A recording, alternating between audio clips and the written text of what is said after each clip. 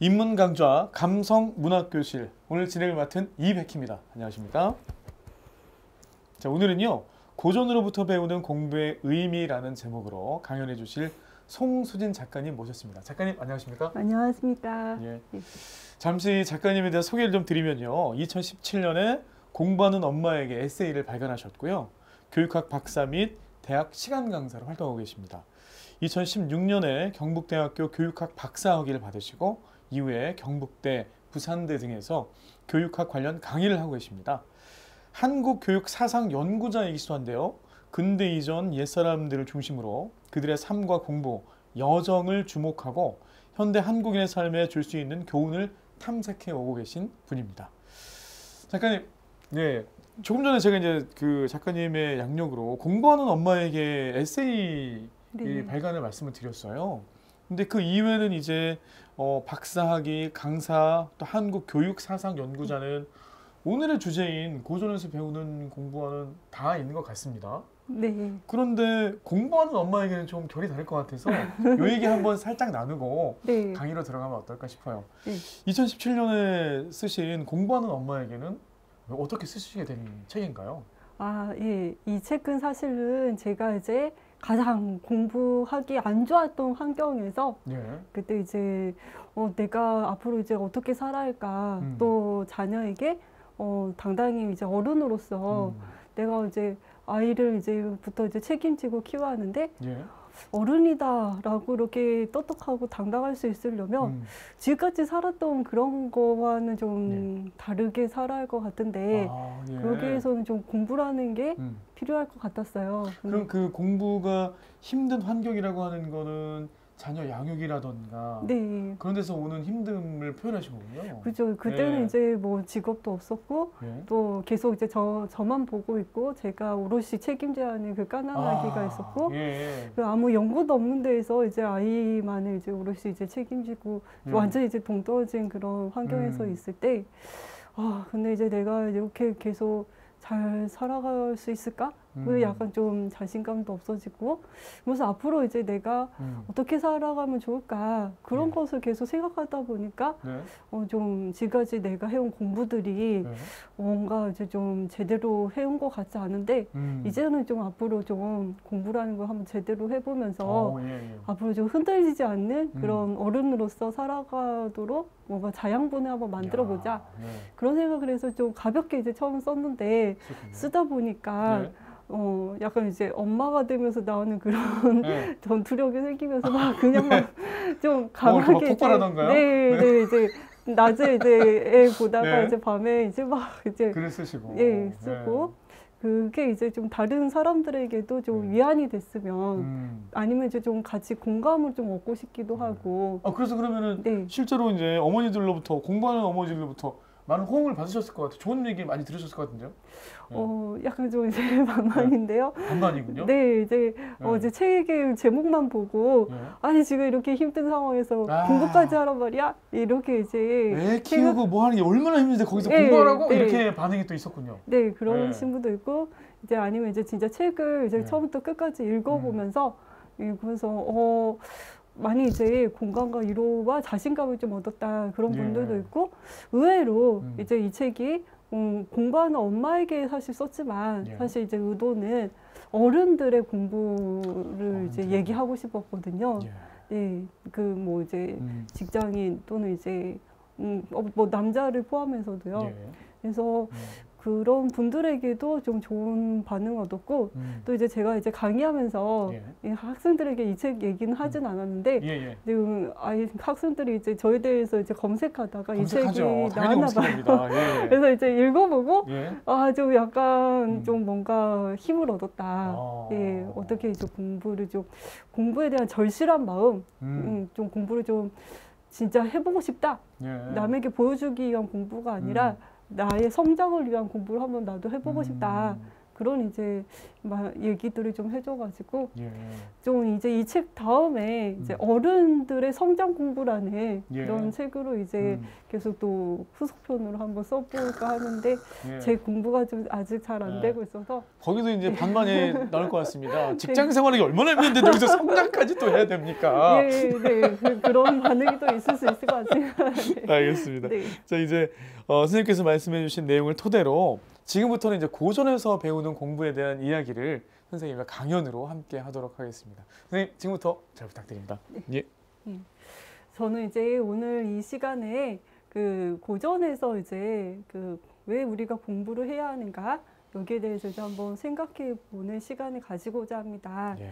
사실 이 한국 사람들에게 공부라고 이제 물어봤을 때 어떤 반응일까 한번 생각해 보면 아마 대부분 이제 너무 싫은 거, 좀 피하고 싶은 거, 이 공부를 어른 돼서 또 하란 말이야? 뭐 이런 이제 반응들이 이제 많이 있는 것 같아요. 예. 그 어떤 책들의 제목을 보니까 뭐 10대 공부에 미쳐라. 뭐 근데 요즘에는 이제 50대, 60대 공부하다 죽어라. 뭐 이런 제목의 책들까지도 나올 정도로 예. 우리나라 사람들이 태어나서 점점 갈수록 그 공부에 얽매여야 하는 그런 시간이 이제 계속 길어지는 것 같아요.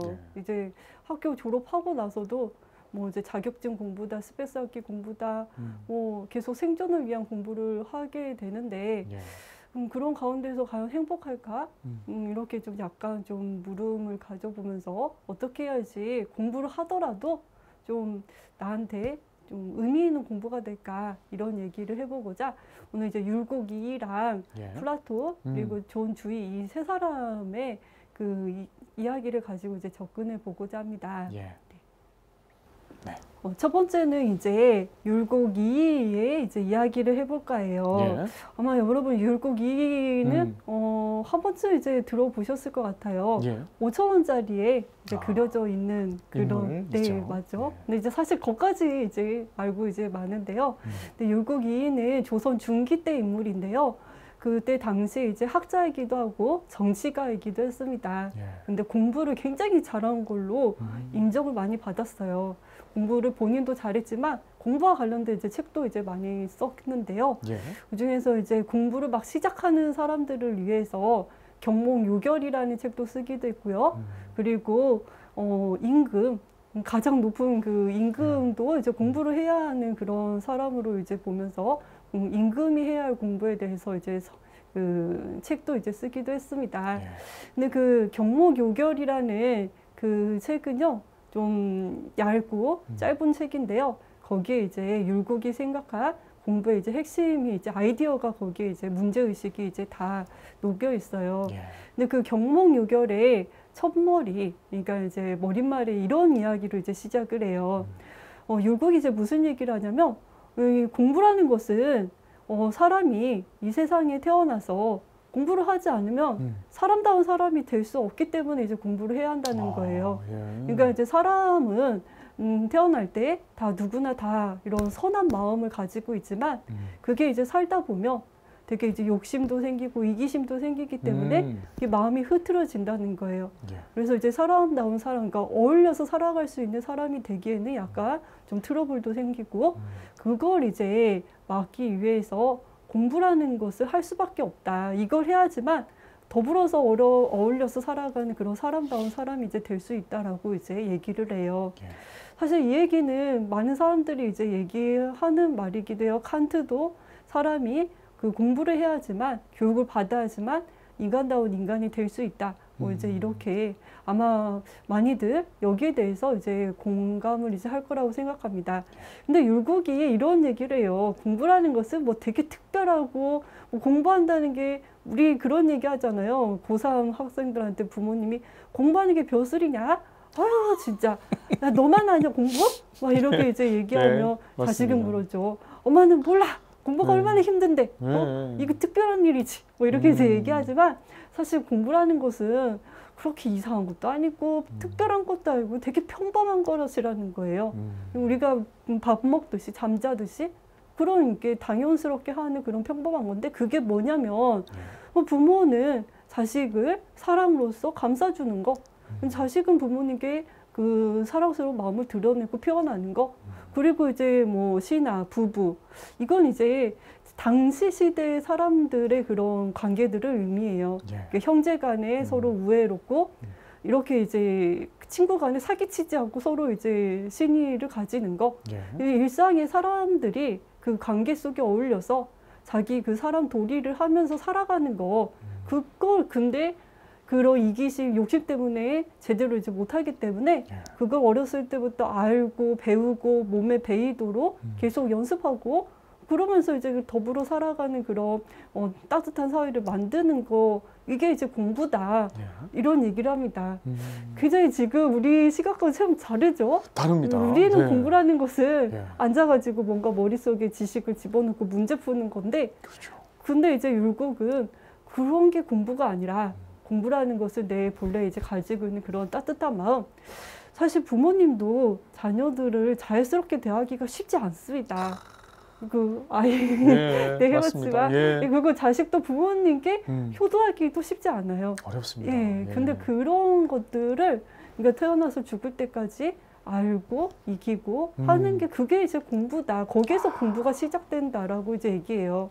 그래서 이제 일상의 모든 일에 있어서 각자 그 역할에 따라서 도리를 찾아서 행하는 거 이걸 이제 공부라고 했고요. 그래서 이제 율곡 2위는 그런데 이 공부라는 것은 태어나 죽을 때까지 하는 그런 평생 공부라고 얘기합니다.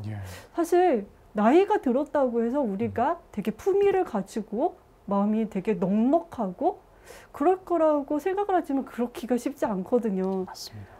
일본에서는 폭주노인이라는 말이 한때 유행했거든요. 할아버지 할머니들이 분노를 참지 못해서 막 폭발해서 화를 막 하는 그러니까 이제 그 나이 들어서도 이런 공부는 계속 죽을 때까지 할 수밖에 없는데 율곡이 또 이런 얘기를 했어요. 그래서 공부를 오랫동안 하더라도 단기간에 이런 효과를 보려고 그런 생각을 하면 안 되고 죽은 뒤에야 그만두어야 하는 그런 평생 공부이고 그런데 이게 내 몸에 자연스럽게 배어들기 위해서는 처음에 이제 시작할 때 아주 뜻을 구체적으로 명확하게 잘 세울 필요가 있다라고 얘기해요. 그걸 이제 어려운 말로 입지라고 얘기했어요. 뜻을 세우는 거.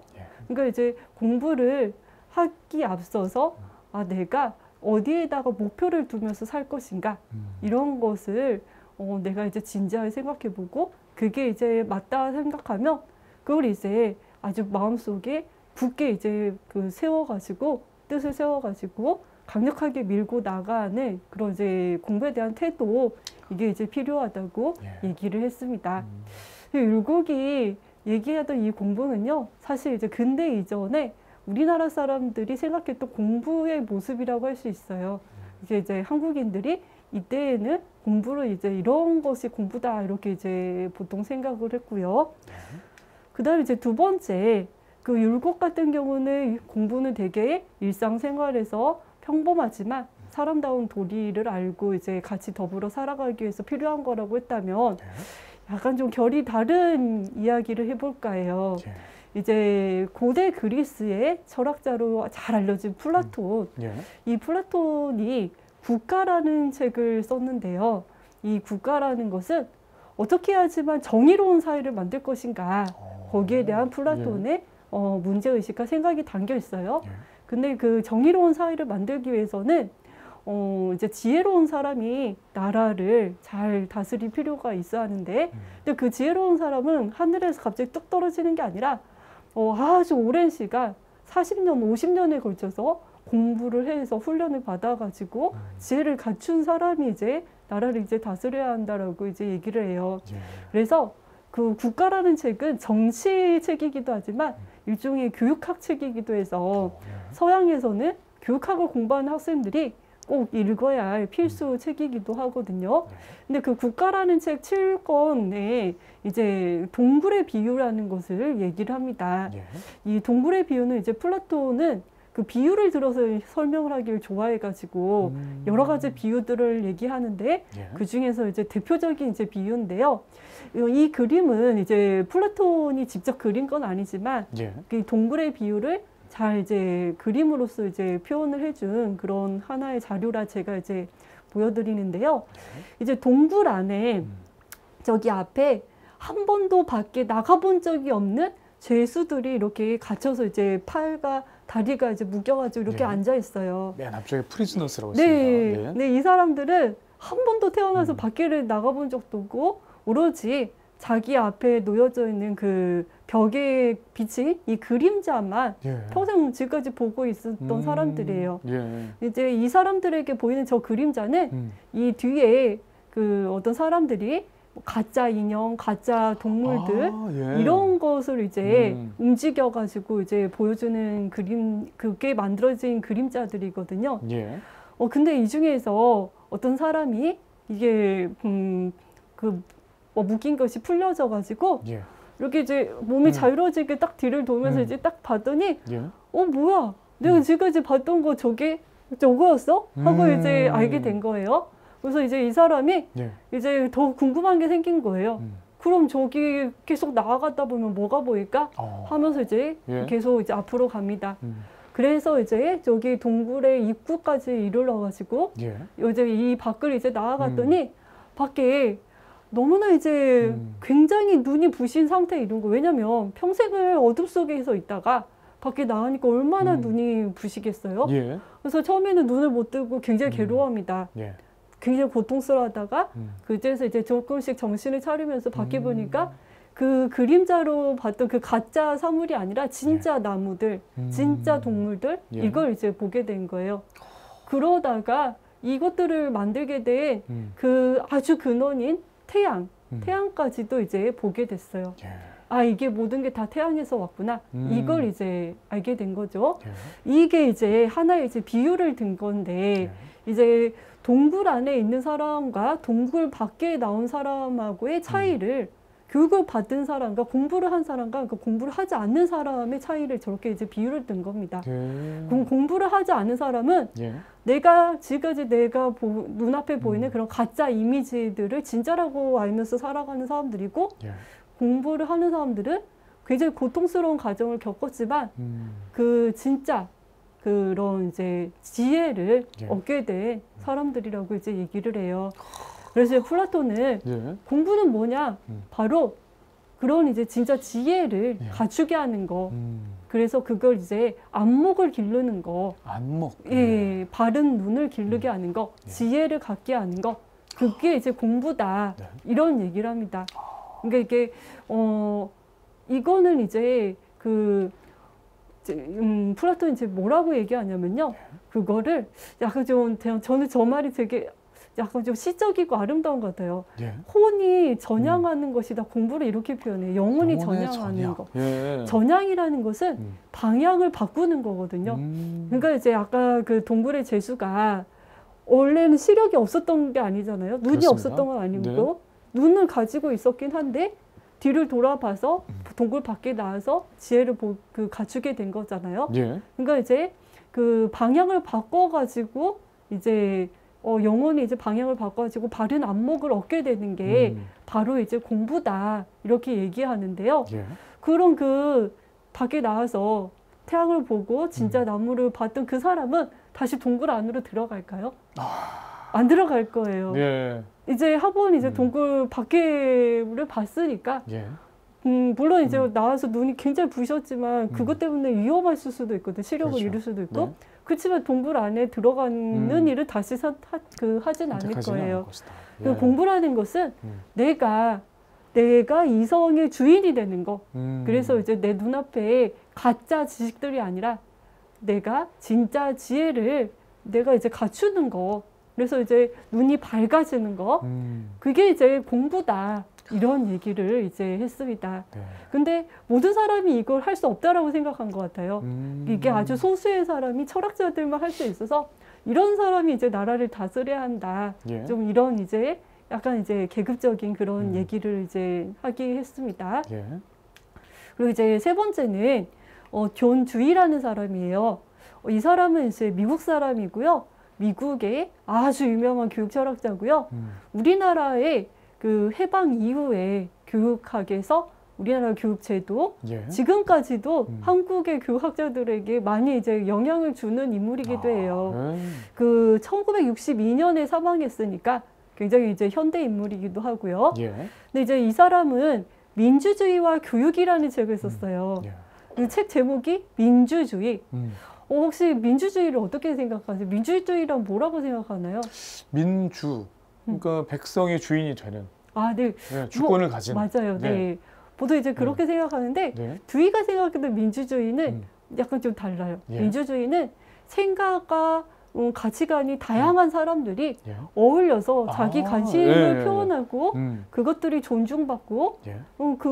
그런 사람들이 더불어서 어울려서 서로 협력하면서 이제 사람들이 사회를 만들어가는 그런 이제 민주주의를 얘기합니다. 예. 그러니까 모든 사람들이 다 공무원만 하고 모든 사람들이 다 의사만 하고 그런 게 아니라 어떤 사람은 뭘 만드는 걸 좋아하는 사람, 어떤 사람은 음악을 관심을 가지는 사람, 이렇게 생각과 가치관이 다 다양할 수밖에 없는데 그런 사람들이 어울려서 문제를 해결하고 그러면서 이제 더 좋은 사회로 만드는 거, 그런 사회를 꿈꿨는데 예. 그게 이제 하기 위해서는 공부가 제대로 되어야 한다라고 이제 생각을 해요. 이 사람도. 예.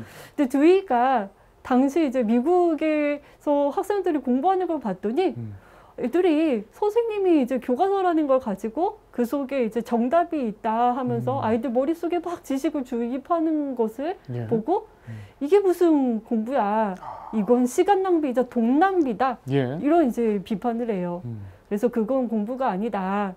그 공부라는 건 뭐냐? 아이들이 자기 일상생활에서 일어나는 일들의 어떤 문제의식을 가지고 이것들을 좀 어떻게 해결할 수 있을까? 자기가 가지고 있는 그런 기존의 지식으로 해결할 수 없는 그런 문제 상황에 부딪혔을 때 그래서 여러 아이들이 모여서 같이 협력해서 그 어떻게 일을 해결할 것인가? 이제 얘기도 해보고 토론도 해보면서 그런 가운데 이제 책도 찾아보고 그렇게 이제 부딪혀 보면서 그런 가운데 이제 문제가 해결되면서 이제 아이들이 어떤 경험도 해보고 성장이 이제 조금씩 일어나고 그러면서 이제 지성이 이제 키워지는 거 이런 게 공부다 이런 얘기를 해요. 근데 당시에 이제 미국 교육을 봤더니 아이들이 선생님이 알려주는 거 머릿속에 막 집어넣는데 아이들이 이제 공부 끝나고 집에 가면 자기 일상 돌아가면 이게 전혀 이제 연결이 안 되는 거예요. 그렇죠. 그러니까 학교와 아이들의 삶이 서로 이제 동떨어져 있고 배우는 거랑 아이들이 서로 이제 연결이 안 되니까 아주 소수의 아이들 빼고 나머지 학생들은 재미도 없고 그냥 하라는 대로 와서 하고 이렇게 이제 살아가고 있는 모습에 되게 이제 이건 아니다 싶어가지고 그 공부란 그 경험을 통해서 이렇게 내가 이제 성장하고 그게 내 삶이 되어야 하는 거 그런 이제 일상 속에서 내 삶이 조금씩 이제 계속 재구성되는 거 이런 게 이제 공부다 이런 얘기를 해요. 그래서 삶이 곧 공부다. 공부라는 것은 성장이고 이런 것들은 서로 이제 별개의 것이 아니다. 이제 이런 얘기를 했습니다. 그래서 이제 두이가 아까 이제 한국의 교육학자들에게 많이 이제 영향을 줬다고 이제 한 게 사실 우리나라가 두이가 비판했던 그 아이들 시간 낭비하고 있고 돈 낭비하고 있고 이게 지금도 사실 우리 교육에서 많이 이루어지고 저도 그렇게 배웠는데요. 네, 저도 그렇고요. 그래서 많이 한국 사람들이 교육학자들이 두이의 생각을 좀 어떻게 하면 적용을 시켜볼까 그렇습니다. 많이 이제 고민을 하다 보니까 두이가 본의 아니게 한국에서 좀 많이 이제 소개가 되고 있기도 해요. 그래서 이제 오늘은 잠깐 이제 여기까지 이제 한번 살펴보았습니다. 알겠습니다. 이 새 인물을 통해서 공부를 우리가 어떻게 생각해야 되는지 또 어떻게 바라보아야 되는지 우리의 삶에 공부란 어떤 식으로 적용되어야 하는지에 대한 인물들 간의 좀 의견이 좀 다른 부분도 있고 그걸 또 재미있게도 흥미롭게 따라가 봤는데요. 우선 오늘 이렇게 공부와 관련된 이야기를 해주셨는데 이 공부를 머릿속에 쫙 우리가 어떻게 그리면 좋을지 이 강연의 의도를 우리가 어떻게 받아들이면 좋을까요? 요즘처럼 공부 때문에 정말 괴로워하지 않는 사람들이 없는 것 같아요. 너무 어렵습니다.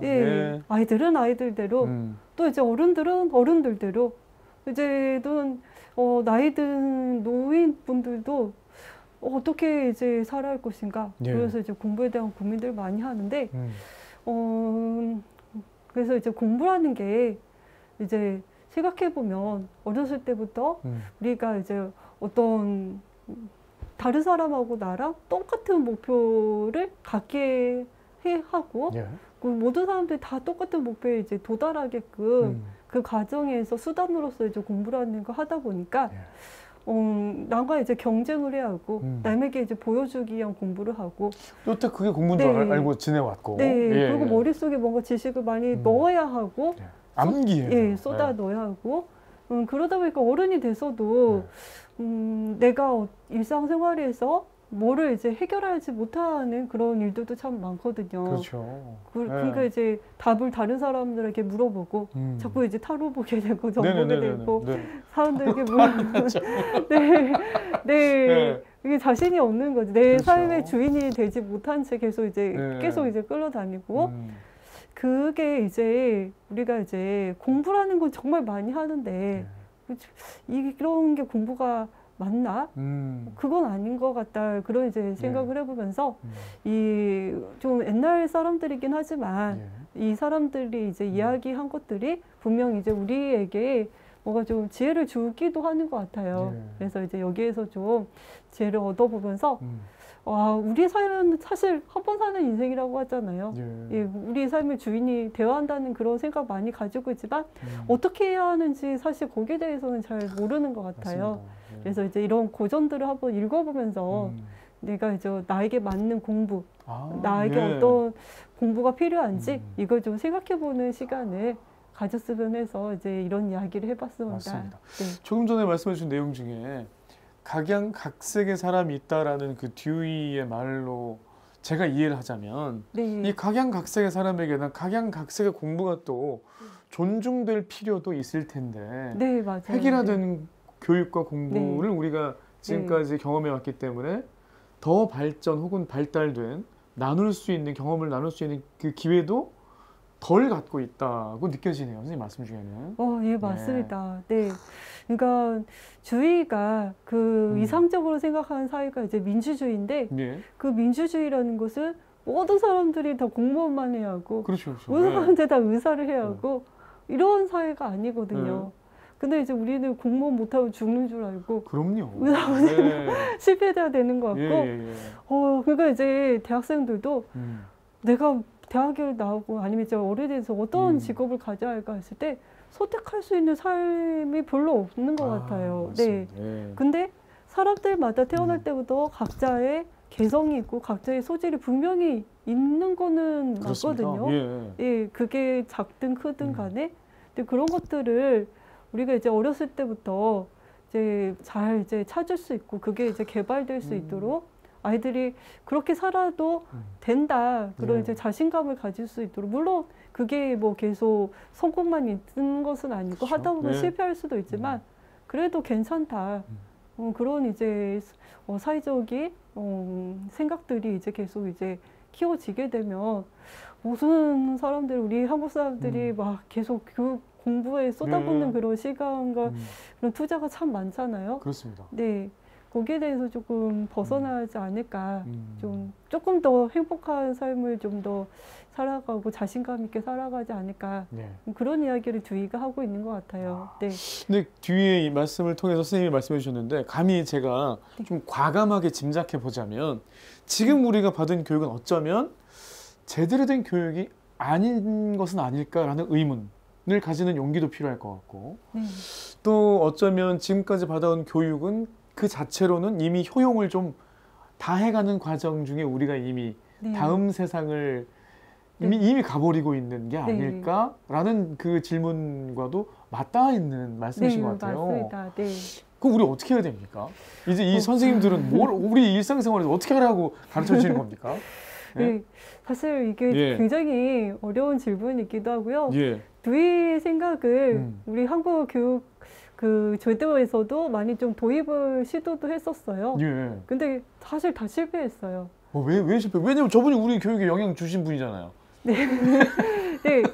근데 이게 예를 들어서 이제 자유학기제라는 것도 그 몇 년 전에 이제 중학교에서 한 학기 동안에 시험을 없애고 학생들이 자기가 뭘 좋아하고 뭘 잘하는지 예. 이런 걸 탐색할 수 있는 그런 제도를 이제 자유학기제로 이제 실시를 했는데 예. 아니면 이제 또 예전에 이제 열린 교육이라든지 뭐 이런 걸 실시했는데 예. 이게 이제 취지와 달리 이제 실패하는 게 이게 한국 사회에 이제 서열화되어 있는 예. 그런 이제 대학 그리고 이제 또 직업 간 예. 그런 경쟁 의식 이게 이제 너무 팽배하다 보니까 이게 이제 쉽지 않은 것 같아요. 그래서 이제 부모와 이제 어른들부터 이제 생각이 좀 바뀌어야 하는데 이제 부모와 어른들은 이제 자식이 이제 안정되고 덜 고생하면서 살기를 그렇죠. 원하기 때문에 예. 또 이제 쉽게 이제 또 이렇게 이제 선뜻 이제 말을 하지 못하는 맞습니다. 그런 것 같아요. 네. 그래서 오늘 해주실 말씀들이 더욱더 우리가 경험한 것을 가지고 앞으로 이렇게 할 것이냐고 계속 질문하는 것이야말로 네. 새로운 세대의 새로운 아이들에게 새로운 삶을 그 기회를 네. 제공할 수 있는 올바른 질문이 아닌가 싶기도 합니다. 네. 네. 그래서 이제 저는 이제 율곡 이희 선생님으로 다시 한번 돌아가면요. 이분은 원래 공부를 잘하셨다고 하셨죠. 네. 네. 이분은 그러니까 혹시 제가 들은 얘기가 맞다면 막 과거 시험도 여러 번 쳐가지고 예, 맞아요. 그분이 이분이시죠? 네, 네. 네. 다 합격, 다 1등으로 다 장원하시고. 네. 그래서 제가 궁금한 건 네. 본인의 기준에서 공부를 생각하신 건 아닙니다. 공부를 너무 잘하는 사람 입장에서만 네. 나한테 이게 너무 공부가 제일 쉬웠어요 라고 하시는 말씀은 혹시 아닐까요? 네, 물론 그럴 수도 있겠는데, 근데 이제 그건 아니라는 거죠? 네, 그 율곡이 생각하는 공부는 약간 그 제가 이제 생각하는 도덕적인 공부를 또 얘기를 해요. 그러니까 우리는 이제 공부해서 남주냐? 너 좋으라고 하지? 너 잘 되라고 공부하지? 이렇게 이제 보통 얘기하는데 두이가 얘기한 아니 그 율곡이 얘기하는 공부는 공부해서 남주는 공부, 같이 이제 더불어 살아가는 공부, 이런 얘기를 하고 있거든요. 그러니까 내가 가지고 있는, 그러니까 율곡이 그 과거 시험에서 합격을 했다는 것은 사실 이제 관료로서 이제 승승장구할 수 있는 그런 기회를 가졌다는 거거든요. 그러니까 먹고 살 길이 좀 나아졌다는 거죠. 그렇지만 율곡이 그런 얘기를 하거든요. 그렇지만 내가 그 본래 가지고 있는 그런 착한 마음이 계속 흐려지지 않고 그런 것을 계속 유지하는 거, 이게 이제 공부다. 과거 시험은 사실 먹고 살기 위해서 어쩔 수 없이 자기도 이제 했다. 뭐 이제 그렇게 이제 그다음부터는 취미로 이제 시험 고백을 또 하긴 하거든요. 네. 오늘 이제 이게 되게 중요한 것 같아요. 아까 이제 우리가 이제 두이 얘기도 하고 플라톤 얘기도 했지만 사실 이제 혼자 살아가는 게 아니잖아요. 그렇습니다. 이게 더불어 같이 살아갈 수밖에 없는 사회잖아요. 그 가족이 이제 뭐 그게 혈연 관계든 혈연 관계가 아니든 간에 가족도 이제 필요할 수도 있고 뭐 그런 이제 한 건데, 이 공부라는 게 지금 이제 우리나라에서는 한국의 현실에서는 계속 나만 좋은 공부, 나의 그런 주머니만 계속 챙기고 내 그런 고감만 늘리는 그런 공부가 아니라 그런 이제 더불어 살아갈 수 있는 다른 사람에 대한 배려, 그리고 이제 또 리더는 리더로서 갖춰야 할 품위, 이런 것들을 계속 갖추기 위해서 하는 게, 그게 이제 그런 공부도 필요하다. 그런 얘기를 하고 있는 것 같아요. 그게 이제 공부로서는 최고의 자리에 있는 분이 지식으로서의 공부뿐이 아니다. 그것도 있긴 있겠지만 그것뿐만이 아니라 태도로서, 도리로서 내가 해야 할 바를 제대로 하고 있는지도, 또 누군가에게 내 알림이 해를 끼치는 것은 아닌 것까지도 고려하며 그렇게 공부를 생각하셨다는 게 그러니까 현대적으로 율곡의 생각을 좀 우리가 이제 해석을 하고 활용을 하자면 그렇게 이제 얘기할 수 있을 것 같아요. 물론 이제 율곡이 얘기했던 것은 조금 더 복잡하고 좀 그러지만 이제 율곡의 생각이 오늘날 우리에게 어떤 이제 지혜를 주지 못한다면 또 이것도 이제 아무리 율곡이 좋은 얘기를 했더라도 이제 뭐 우리가 이제 관심을 가질 필요가 없는데 지금 이제 우리에게 그런 이제 이야기를 하고 있지 않나 그런 싶어요. 그러니까 부모가 자녀를 따뜻하게 감싸주고 그 사랑으로서 키우는 거 쉽지 않거든요. 네. 그래서 사실 이제 부모 다른 방법을 네. 쓰고 싶죠. 네, 네. 돈을 벌어가지고 그냥 네. 그냥 몽땅 부어가지고 네, 네. 그걸로 네. 가장 호의, 네. 호식하게 해주고 싶죠. 네. 예. 근데 그것이 답이 아니라는 네. 예, 네. 말씀이어서. 네, 맞아요. 예. 그래서 우리가 한국 사람들이 참 공부를 명예롭게 여기기도 하고 뭔가 공부하는 사람에 대해서 존중하는 그런 분위기도 있고 예. 공부를 잘하면 되게 유독 더 존중받고 존경받기도 하는데 그 사람 공부 잘하는 그 사람이 어떤 사람인가 봤을 때 예. 지금 율곡이나 두이나 플라톤이 얘기한 안목이나 아니면 이제 남을 배려하는 그런 도덕성이나 예. 뭐 이런 거와 거리가 멀 수도 있거든요. 네. 그런 점에서 그런 공부가 과연 맞을까? 그런 이제 생각을 좀 그렇습니다. 해봤으면 좋겠어요. 네. 근데 이 영상을 보시는 분들이 또 학생분들이라고 한다면 그래도 이렇게 좋은 얘기를 함께 고민하는 순간에는 아, 공부가 그래 무거운 것만 뿐만이 아니라 우리가 어떻게 살아야 하는지 우리의 태도는 어때야 하는지도 공부구나 라고 생각했다면 다시 정신을 딱 차려보면 또 시험 공부를 해야 되고 이런 딜레마가 모순적 상황이 우리에게는 늘 또 있단 말이죠. 네. 그 이제 제가 이제 대학에서 이제 학생들을 만나면 굉장히 저 공부를 정말 잘한 학생들이 좀 많이 있는 경우가 많이 있거든요. 사범대 학생들 뭐 이렇게 이제 근데 학창 시절에 좀 회복하지 않았대요. 이게 이제 부모님이 하라고 해서 이렇게 어쩔 수 없이 내가 뭐 해야 할지 모르니까 그냥 맞춰서 이렇게 왔는데 이제 지금 와서 보니까 뭐 울고 싶을 때도 있고 정작 앞으로 어떻게 살아야 할지 잘 모르겠고 내가 어떤 길을 가야지 뭐 이렇게 어떻게 살아야 할지 고민이 많이 든다. 그러니까 뒤늦게 이제 방황을 하는 거예요. 그렇죠. 네. 근데 이제 그 시기 동안에 또 사실 충분히 고민을 해보고 좀 부딪혀보고 그래야 하는데 요즘 사회는 그걸 또 요구하지 않아요. 용인하지도 않고요. 네, 빨리 그 시기에 또 뭔가 자격증을 따서 빨리 취업을 해야 하거든요. 그때 한가롭게 이제 방황하다가는 이제 백수가 네, 너 그렇게 한가롭게 방황하면 안 돼라고 말할 수밖에 없는. 또 실패자가 될 수밖에 없거든요. 그러면 또 이제 30대에 가서 이제 또 뒤늦게 이제 고민을 하고 맞습니다. 계속 그게 유예만 될 뿐이지 언젠가는 그게 골마 터지게 될 거라고 해서 그게 바로 저였거든요. 그래서 선생님께 저는 질문을 드리고 싶습니다. 선생님은 이제 대학 이후에 지금 제가 소개해드린 내용으로는 굉장히 공부를 잘하신 것 같아요. 근데 초등학교, 중학교 때도 공부를 잘하셨습니까?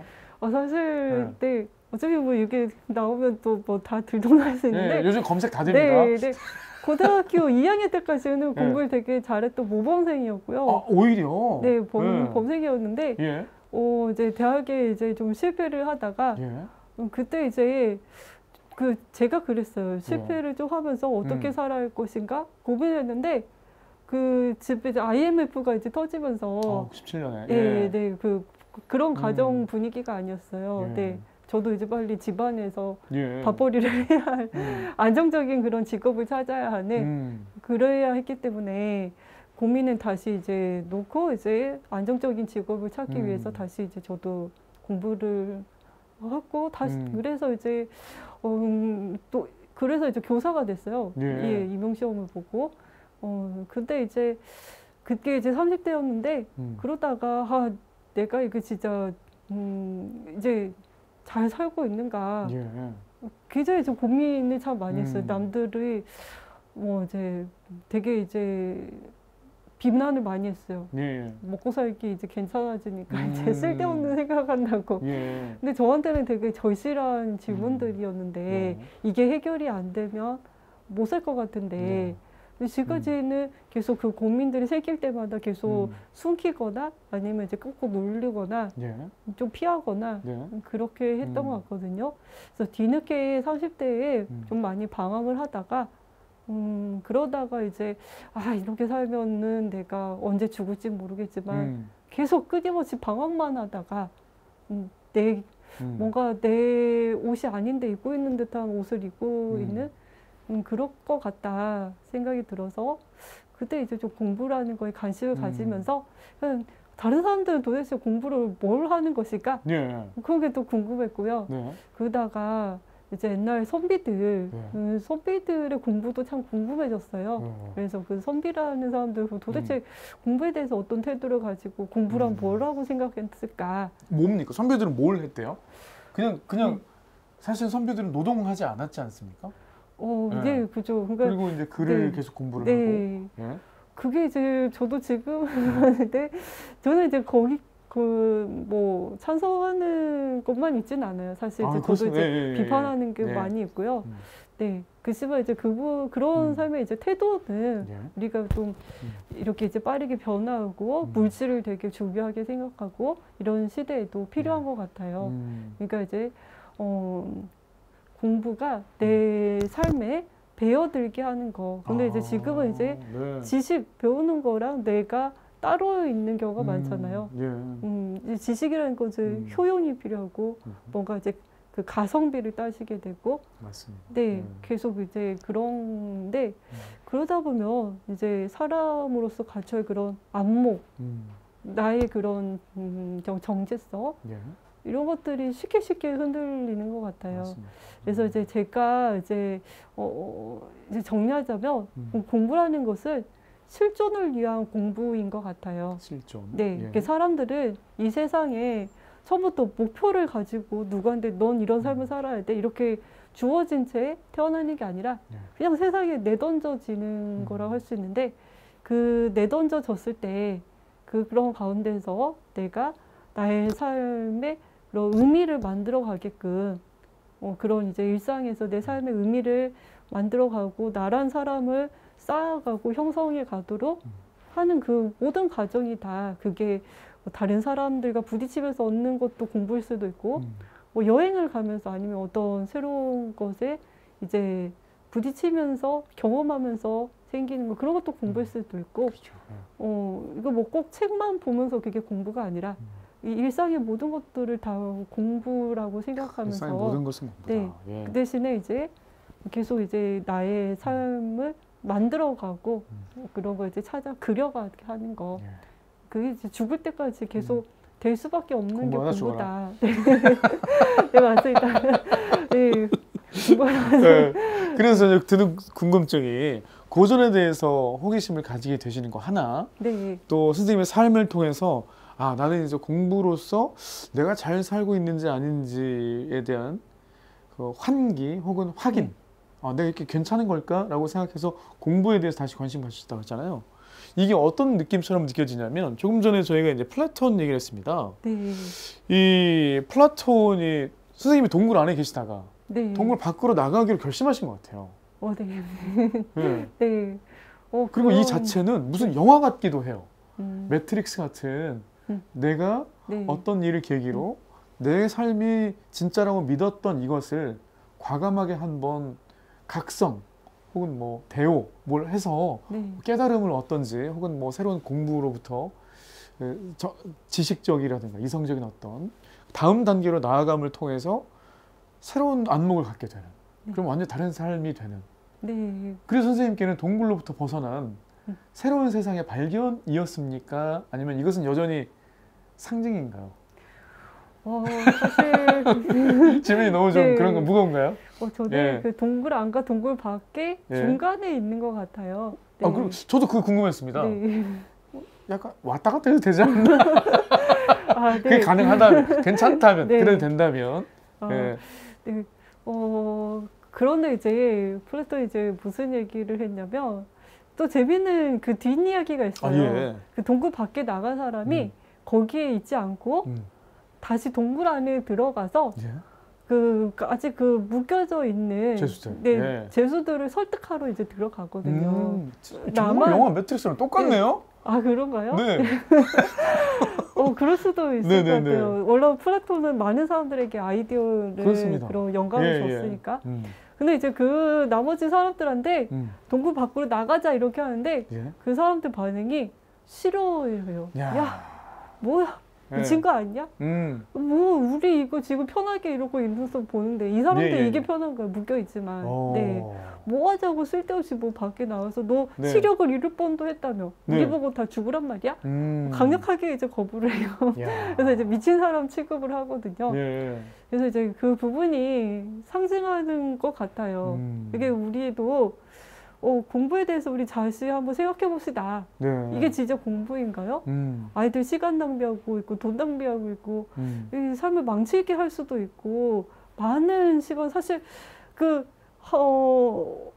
작은 그 일상들이 되게 소중하고 소중한 모든 아이들이 그 다 소중한 그런 하루하루의 시간들인데 아무 의미 없이 가가지고 그냥 있다면 근데 이제 거기에 대해서 이제 그 동굴 밖에 나갔다 온 사람처럼 이러면 이제 다들 이제 너 미친 거 아니야? 야 지금 우리 이런 너처럼 하면 딱 사회에서 실패자들이 딱이야. 그래서 이제 거부를 한다는 거죠. 네, 그게 이제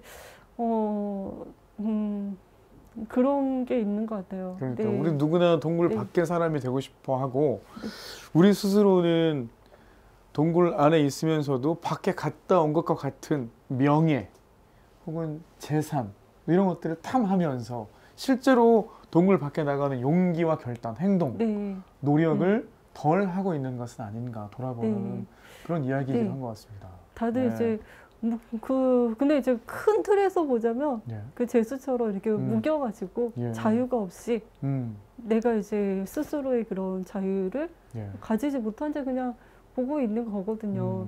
근데 이제 그게 이제 오랫동안 있다 보니까 안락하고 편안한 거고 두려운 거죠. 저 사람처럼 밖에 나가다가 시력을 잃을 뻔하는데 뭐하러 저런 짓을 해? 이렇게 이제 생각할 수도 있고 그게 맞습니다. 이제 약간 좀 비유하자면 우리도 그렇게 이제 뭔가 공부를 해가지고 안목을 기르고 자기 삶의 이야기를 만들어가는 사람들 근데 그 사람이 돈이 많아? 아니면 뭐 사회적 지위가 훌륭해? 그게 아니라면 굉장히 이제 낮게 평가하는 그런 이제 시선들이 그런 것들이 조금 없어져야 하지 않을까 그런 생각이 들어요. 그러지 않으면 우리는 앞으로도 미래에도 아이들은 계속 그 학교에서 그 남과 경쟁하면서 계속 이제 그 자기의 그 굉장히 뭐 10대, 20대, 요즘은 30대까지도 계속 도서실에서 도서관에서 끊임없이 뭔가 이제 공부를 하고 있는데 그 좋은 시기를 좋은 시절을 거기에 이제 갇혀가지고 하는 것이 과연 괜찮을 건가 그런 생각을 좀 해봐야 하지 않을까 싶어요.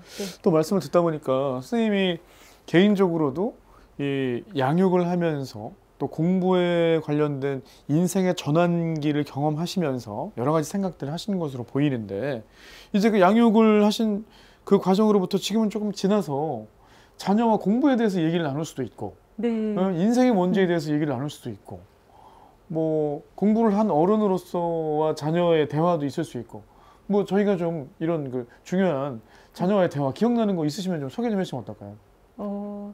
사실 주위에서 이제 저보고 이제 아이는 책을 뭘 읽히고 어떤 공부를 하냐 이렇게 많이 물어봐요. 그런데 사실 제가 하는 일은 아이랑 같이 도서관에 가는 거, 데리고 가는 거, 아니면 이제 아이가 좋아할 만한 책인데 사실 제가 좋아할 만한 책들, 제가 어렸을 때 읽은 만화책들, 영화들 이런 거 이제 같이 보고 이런 것이 사실 전부예요. 너무 그러니까 제가 어렸을 때 봤던 뭐 둘리, 뭐 배추도사, 무도사 이런 거 요즘에 안 나오죠. 선생님 나이가 다 나오죠? 네, 네 맞습니다. 그리고 뭐 스타워즈, 이런 것을 그냥 같이 보고 그리고 이제 만화책도 빌려와서 같이 보고 이러기만 하는 것 같아요. 근데 이제 좀 많은 경험을 그게 이제 물질적으로 해줄 수가 없지만 좀 아이가 좀 상상력을 키우고 좀 혼자서 이제 좀 빈둥빈둥 거릴 수 있는 그런 여유를 많이 갖게 하려고 하거든요. 그래서 이제 주로 아이랑은 자기 전이나 이렇게 스스로 이제 아이한테 오늘 뭐 행복한 일 있었냐, 오늘 뭐 즐거웠었던 일 있었냐, 오늘 뭐 슬펐던 일이 있었냐, 이렇게 이제 물어보면서 아이 스스로가 자기 감정을 말로 표현하고 드러내고 자기 그 감정을 얘기하면서 좀 마음이 좀 누그러들고 이런 것도 이제 저는 중요한 공부라고 생각하거든요. 너무 중요한 공부 같습니다. 예, 왜냐하면 이제 우리는 자기 감정에 대해서 계속 이제 묻어야 하고 억눌러야 하고 그리고 저 이제 빈둥빈둥 거리는 것도 그런 이제 쓸모없는 시간에 대해서도 너무 두려워하고 뭐 그러는 것 같은데 정말 부모님과의 그런 어떤 스킨십이라든가 정서적인 교감을 통한 공부를 하면 제 아버지는 이제 부직갱이로 굉장히 어떤 둔기로 사용하는 훈육, 강한 훈육 했었기 때문에 다정한 의미의 교감으로서 부모님이 나에게 이런 걸 주셨고 내가 이런 걸 표현할 수 있고 하는 거는 좀 적게 배우면서 자랐던 것이 아닌가 하고 생각해 보게 되네요. 네, 저도 사실 저희 부모님이라고 해서 저한테 그러진 않으셨어요. 저희 부모도 되게 지극한 그런 평범한 대한민국의 그런 부모님이었고 감정에 서투르시고 근데 이제 제가 이제 옛날 책들을 보니까요. 옛날 선비들의 책들 보니까요. 그렇게 되게 다정다감할 수가 없더라고요. 자식들에게. 우리가 생각하는 거랑 완전히 좀 반대네요. 제가 그 괜찮다라고 공부 참 열심히 하는 선비들 보니까 되게 다정다감하고 자식들과 되게 잘 놀아주고 또는 이제 과거에는 전쟁도 많았고 임진왜란이라든지 전염병도 지금은 코로나 하지만 전염병이 크게 돌아서 뭐 전 마을 사람들이 초토화될 정도로 많이 죽기도 하고 일단 대처할 수가 없으니까 역병이 돌면 아버지가 아이랑 같이 놀아주고 놀이를 하면서 아이가 그런 트라우마로부터 좀 이렇게 감싸줄 수 있고 그러니까 그런 게 이제 옛사람도 공부라고 생각을 했던 것 같아요. 근데 지금 우리는 코로나 상황에서도 학교는 못 가더라도 학원은 가야 하고 뒤처지거나 근데 이제 정작 아이들이 어쨌든 아이들도 이거 트라우마로 이제 있을 수 있거든요. 그럼요. 근데 그거를 모른 채 하고 있는 모습도 보이는데 그래서 이제 저는 이제 아이가 공부라는 것이 아까 율곡이 말했듯이 뭐 특별한 것이 아니라 그냥 일상생활에서 아이가 이제 오롯이 그런 이제 독립적인 한 인간으로서 되어가는 그 과정에서 겪는 경험들 뭐 만남도 이런 거 다 공부라고 이제 생각을 하기 때문에 이렇게 이제 해보려고 이제 노력은 하고 있어요. 잘 될지는 모르겠지만. 선생님과 선생님의 공부, 그리고 선생님이 말씀해 주신 공부, 또 자녀와의 공부 관계도 이제 말씀을 들었습니다만, 선생님께 이런 고전의 인물들이 아니라 살아있는 선생님으로서의 기억나는 나의 스승, 나의 존경, 이것을 살아계신 분들한테는 혹시 잘 못 느끼시는 건 아니죠? 그런 질문도 받아보실 것 같아요. 사실 처음인데요.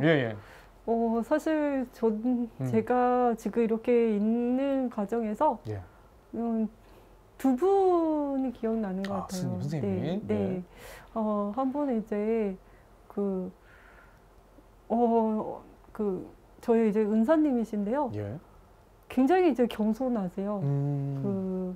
그래서 어떤 사람을 만나든지 간에 어떤 상황에서든지 되게 이제 자기 자신을 낮추시고 상대방을 그 제자라고 하더라도 존중해 주시고 그 제자의 좋은 점들을 자꾸 이제 칭찬해 주시고 그리고 그런 이제 자녀들 그분이 이제 자녀들에게 하시는 모습도 이제 별반 다르지 않고 그런 걸 보면서 공부가 저 하시는 그 공부랑 저분의 삶이랑 이게 거짓이 아닌 것 같은 거예요. 그런 모습을 보고 되게 좀 감동을 받았고요. 그 말씀은 보통은 그런 분을 만나기가 맞아요. 되게 어려워요. 그래서 더 기억에 남으시는 것 같아요. 맞아요. 그런 분들이 많지는 않아요. 그래서 이제 저도 나이가 들수록 좀 탐욕을 버리고 탐욕스럽지 않고 아까 일본의 폭주노예 욕심을 좀 버리고 더 들으려고 하고 젊은 사람들하고도 어울렸을 때 예. 불편한 사람이 되지 않도록 그렇게 하는 것도 이제 그런 것도 공부다라고 이제 네. 그런 사람이 되는 것이 또 필요하지 않을까. 그렇습니다. 그런 걸 좀 배우는 것 같습니다. 예. 네, 그 분이 이제 두 분이 계세요. 네. 네. 그리고 이제 물론 이제 부모님은 다 말씀하실 거예요. 근데 이제 부모님의 영향도 이제 큰 것 같아요. 이제 예. 부모님이 이제 교육자로서 이제 부모님 봤을 때 여기에 이제 해당하는 그런 것들은 하나도 없어요. 그렇습니까? 네. 네. 근데 그러니까 우리가 표현하자면 오히려 권위주의적인 부모님에 가까우셨던 건가요? 네, 네. 저도 이제 뭐 그런 감정을 이제 아이들의 감정을 들여다보거나 뭐 아이들을 독립적인 인간으로서 이제 생각해주거나 그러기보다 근데 굉장히 열심히 되게 이제 주어진 환경 속에서 이 가족들에 대한 그런 이제 가족들이 끈끈하게 이제 살아갈 수 있도록 굉장히 이제 그래도 고민과 노력을 참 많이 하셨거든요. 뒤늦게서야. 큰 울타리가 되어주는. 근데 그게 특별히 그분들이 공부를 많이 하지 않았지만 살아오면서 이제 그분들도 이제 노하우가 이제 생기신 것 같아요. 그래서 저는 이제 가끔 부모님 보면서 우리 부모님도 교육에 관해서 책을 쓰라고 하시면 참 잘 쓰실 것 같다. 살아있는 그런 경험들. 네, 그런 생각을 해보는 것 같아요. 이게 그 말은 곧 모든 사람들이 다 그 살아가면서 사실 자기 삶을 만들어가면서 시행착오를 겪으면서 그 다 공부를 다 하고 있는 것 같아요. 근데 우리는 그걸 공부라고 생각 안 하고 그런 것을 하면 뭔가 이제 안 좋다. 덜 실패하고 그냥 그런 것을 이제 공부라고 이제 생각을 하는 것 같아요. 저는 선생님 말씀 들으면서 선생님의 안목이야말로 올바른 가치를 올바르게 평가하는 시선을 가지고 계신 게 아닌가. 왜냐하면 저희는 어떻게 배우냐면 저에게 잘 대해주는 어른을 뵈면은 당연히 감사하게 느껴야 되는데 저분이 나에게 뭘 원하는 게 계신가? 아니면 저분이 약한가? 약자인가? 저 사람은? 이라고 생각하는 방식의 훈련이 되어 온 것 같거든요. 네, 맞아요. 이게 무척 위험한 생각인데 이러지 않아야 되겠다는 생각을 하면서도 그런 올바른 것을 올바른 값을 올바른 정서와 감정을 내어드리는 것도 정말 중요하겠다는 생각이 듭니다. 사실 그게 쉽지 않은 것 같아요. 그렇습니다. 네. 우리 사회가 이제 점점 더 갈수록 그런 거에 대해서 이제 워낙 또 많이 이제 되었다. 맞죠. 네, 쉽지 않. 그래서 사실 이제 저희 앞으로 이제 저는 그 해보고 싶은 게 어른들을 위한 공부를 얘기를 좀 많이 해보고 싶어요. 사실 어린 아이들, 아이들은 어른들이 얘기 안 하면 더 잘할 수 있을 것 같아요. 가정 안 하면. 네. 어른들이. 네. 기본적으로는 선설이네요. 네, 정작 어른들이 사실 잘해야 돼요. 본인들이 공부를 제대로 이제 해야지만 될 텐데. 그래서 그리고 계속 이제 수명도 길어지고 있잖아요. 그렇습니다. 이제 우리나라 이제 미래에 보면 이제 뭐 70, 80대 노인들 굉장히 많아지는 그런. 근데 그 어른들의 공부에 대해서 이제 좀 얘기를 해봐야 하는 그런 게 아닐까. 선생님 어깨가 무겁습니다. 지금까지 공부를 좀 계속 해오셨는데 앞으로 하셔야 될 것 같고. 아니. 같이 이제 많아졌으면 좋겠어. 근데 되게 이런 고민들을 하는 분들이 많아지는 것 같아요. 또 이게 저만 하는 게 아니라, 우리 이러다가는 이제 진짜 잘 못 사는 것 같다라고 생각하는 사람들이 또 많아지는 것 같아요. 네, 그래서 이제 같이 그런 모임들, 공부 같이 할 수 있는 환경들, 뭐 이제 어른 공부해가지고 또 막 어른들이 스펙 쌓고 또 자격증 쌓고 제2의 취업 뭐 그렇죠. 그런 공부를 떠나가지고 어른 공부들이 좀 필요하지 않을까 싶어요. 그러기 위해서는 어른들도 인문학 교양 공부 이게 이제 먹고 산다고 해가지고 많이 이제 관심을 안 가지게 되고 하는데 좀 같이 이렇게 그 사회에서 많이 이제 그런 분위기를 만들 수 있도록 해야 하지 않을까 싶어요. 네. 아, 선생님 혹시 정치 안 하십니까? 지금 요즘 또 정치의 계절이기도 하고 네. 예? 그래서 이렇게 말씀해 주시는 분이 계시면은 저는 제 마음을 드립니다. 네. 선생님도 그러시지 않으십니까? 아니요, 저는 네. 왜 내 입맛에 맞는 그런 이 방향에 대한 좋은 그 토론의 장, 기회의 장 선택할 수 있는 그런 어떤 공적인 여유가 있어야 되잖아요. 근데 막 쫓기듯이 막 가고 있잖아요. 그래서 이런 말씀해 주시는 분이 계셔야 된다고 생각하는데요. 네. 저는 사실 아주 지금 말한 거고요. 예. 사실 정치도 예. 뭐 율곡이나 이런 사람들이 네.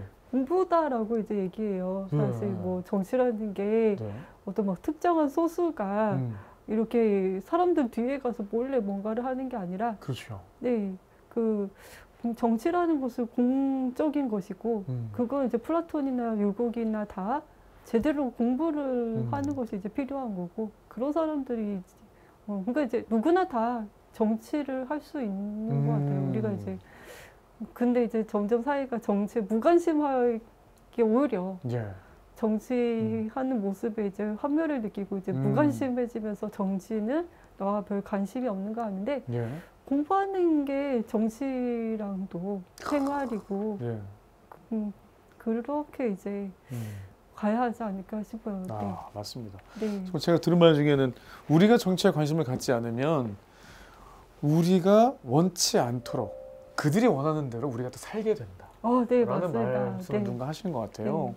저 오늘 시간 이제 마무리하면서 선생님 이 영상 함께 하시는 분들께 정리하시는 말씀 한 말씀 부탁드리겠습니다. 예. 네, 공부라는 것은 우리가 이제 평생 할 수밖에 없는 것일 수도 있는데요. 공부가 나한테 부담이 되거나 나를 오히려 이제 가둬두는 그런 게 아니라 오히려 내 안에 있는 것들을 끄집어내고 다른 사람들과 더불어서 이게 잘 협력해서 살아갈 수 있도록 해주는 그런 이제 시작이 이제 공부에서 이제 나온다는 거를 같이 좀 생각해보는 시간이 되었으면 이제 합니다. 그렇습니다. 저는 이제 제 방식으로 선생님의 말씀을 어떻게 받아들이냐면 공부란 무엇인지에 대한 정의가 완전히 오늘 다시 한번 여러 가지 측면에서 환기되는 이것도 공부고 이것도 공부구나. 내가 알고 있는 공부가 그게 전부가 아니구나 하는 생각을 하나 했고요. 그리고 그 공부야말로 마음으로 먹는 밥 같은 것이 되겠다. 몸만 튼튼 혹은 뭐 외적인 것만 튼튼이 아니라 내 마음을 튼튼하게 해주는 공부가 또 될 수도 있겠다. 또 그것으로 함께 튼튼해져가는 그런 기회들이 많아지면 좋겠다고 생각을 합니다. 선생님 그래서 여러 가지 앞으로 하실 일이 많습니다. 네. 아주 오늘 말씀은 여기까지 함께 하도록 하겠습니다. 송수진 작가님과 함께 했습니다. 감사합니다. 감사합니다. 예. 자, 인문 강좌 감성문학교실 오늘은 여기서 인사드리겠습니다. 여러분 감사합니다.